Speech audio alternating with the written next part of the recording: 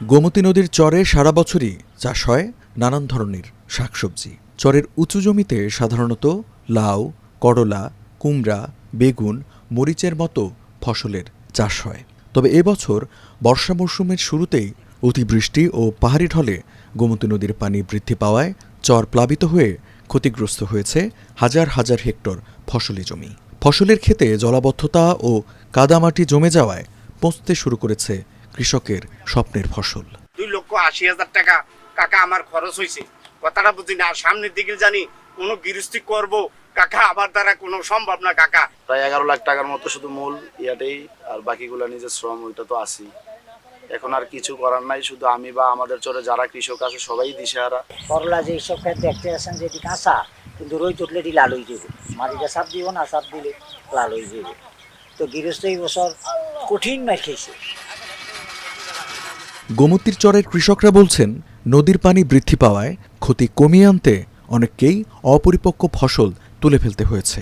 পরপর দুবার এমন ক্ষতির মুখোমুখি হওয়ায় ক্ষতি পুষিয়ে নেওয়া কষ্টসাধ্য হবে বলেও জানিয়েছেন তারা। কোনো না কোনো এনজিও, কোনো না কোনো ব্যাংক, কোনো না কোনো মাধ্যমে এগুলা করা, কিন্তু এই পাহাড়ি ডলের কারণে এখন যে অবস্থা হয়েছে, আসলে কৃষক আমরা যারা আছি আমরা ঋণগ্রস্ত হয়ে গেছি চারদিকের চাপে, আর্থিক সংকটে। মিষ্টি কুমড়া, করলা, মূলা, বিশেষ করে মূলা ক্ষেত যারা প্রথমে এইবার লাগাইছে সব পানি নিচে নষ্ট হয়ে গেছে। কুমিল্লা জেলা কৃষি সম্প্রসারণ অধিদপ্তরের তথ্যমতে এই বর্ষায় নদীর প্লাবন ও জলাবদ্ধতায় জেলার 13,000 হেক্টর জমির ফসল ক্ষতিগ্রস্ত হয়েছে। এমন পরিস্থিতিতে সরকারি সাহায্যের দিকে তাকিয়ে কৃষকরা প্রতিদান আর্থিক হইতেই হয় না, আবার এটা করতে প্রণোদনা বা সরকার যদি কোনো এটার ভিতরে ইয়া করতো তাইলে তো আমরা কৃষক বাঁচতাম।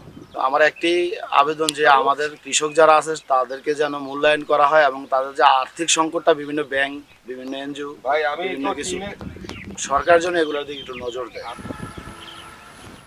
জেলা কৃষি সম্প্রসারণ অধিদপ্তরের উপপরিচালক জানান, সরকার দুর্যোগকালীন সহায়তা দিলে কৃষকদের বরাদ্দ পৌঁছে দেয়া হবে।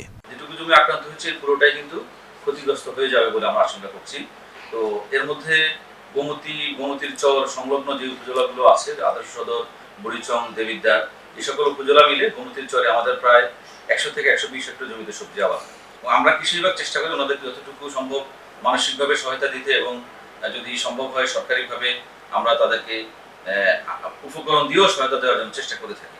তো সেদিক থেকে হয়তো সরকারের ইচ্ছা, এবারও আমরা আছে আমাদের প্রণোদনায় কিন্তু সবজি চাষিদের জন্য প্রণোদনা আছে, সবজি বীজ সহ নানা ধরনের উপকরণ। তো সেগুলোর মাধ্যমে হয়তো কৃষকরা আবার ইনশাআল্লাহ ফিরে আসবে।